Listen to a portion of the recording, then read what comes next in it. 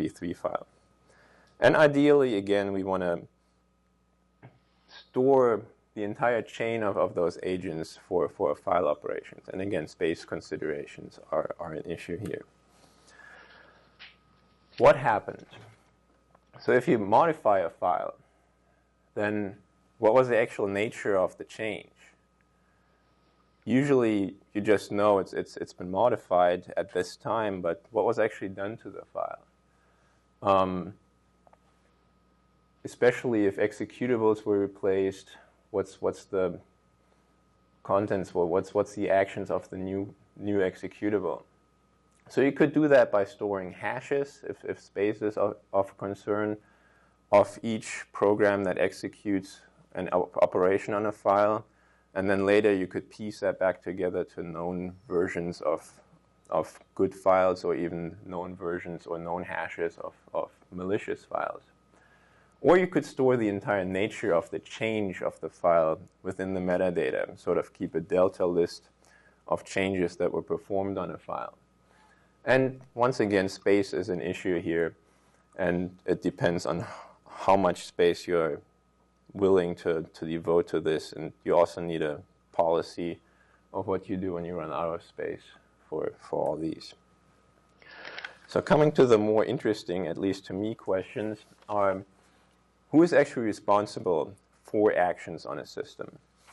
So many systems, except for MS-DOS, usually have a notion of a user on a system, and they're being assigned some sort of identifier at login. And the reason the user IDs are there lie primarily in access control. There's a set of permissions stored with the file, and there's a set of permissions stored with the user, and only a process who has the right permissions can execute or access the file. So what is called the owner of a file doesn't have to necessarily be the person who actually created or modified the file, which from a security standpoint is not really that satisfying. Sometimes you can make deductions about who was doing things to a file by correlating log entries, like this user logged in between 8 and 9, and the file was modified at 8:40, and you can make a guess that it was probably this user who did stuff to the file. But how can you know for sure? So you might say, well, since we have all this timestamp information, we can just record the user information with the timestamp as well, and we have solved the problem. But it's unfortunately a little bit more complicated than just that.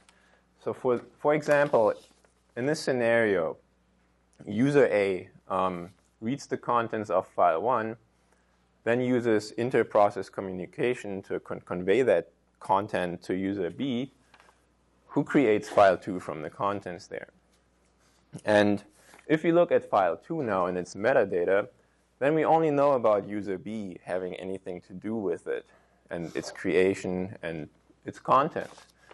And the entire notion that user A actually played a crucial role in the creation of this file is lost to the system.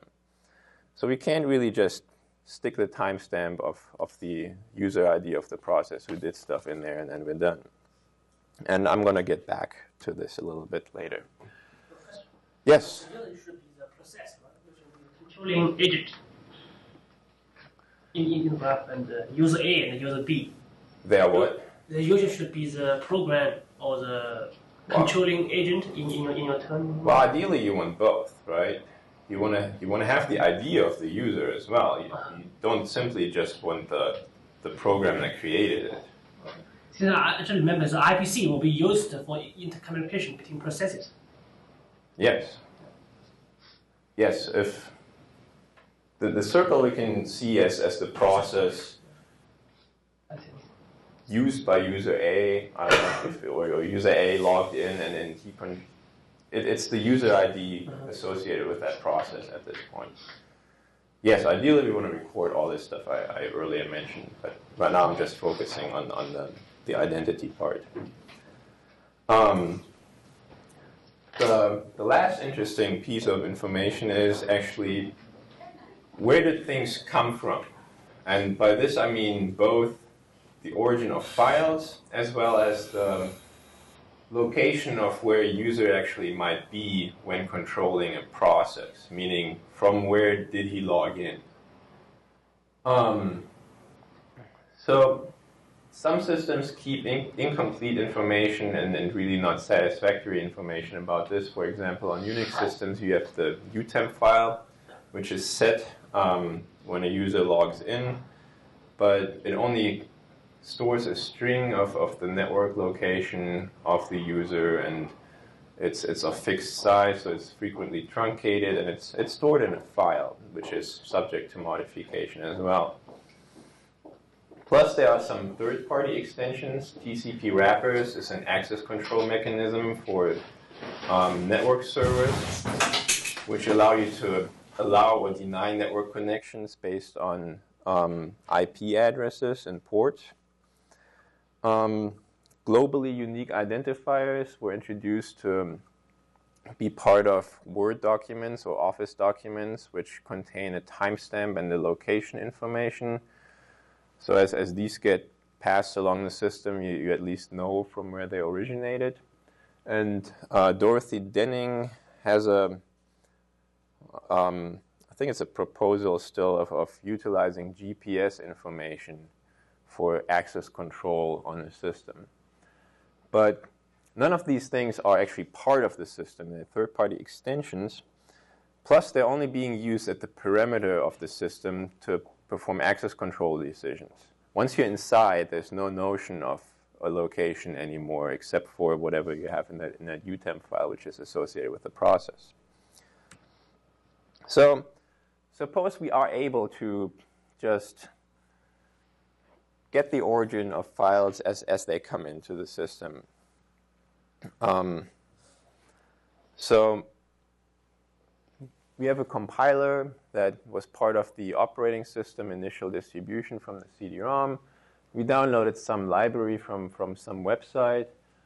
The user typed in some C code at the console, and later on he logged in from a remote location and compiled the C source file into an executable. So even if we are able to classify the initial location of files, what should the location of this file be? And ideally, we want to still have a notion of all these different locations playing a role for the new location or from where that file actually came from, this executable. So now I'm going to come back to these past two examples and kind of motivate my thesis research with that. So in both cases, we have basically information flowing from entities on the system. And in this example, information was flowing to the process controlled by user A from the file. Then the information was propagated to user B, and finally into file 2. Same here. All the information from the different files was combined in the session with the compiler, and that information was flowing again into the executable. So we can basically use information flow analysis to make some sort of assertion of either what caused the creation of file 2 or which sources were used to create this new file. However, if we use information flow analysis, we have the problem that we basically have an entity here, and we can observe its inputs and outputs. And we are supposed to make some projection about the relation of the inputs and outputs.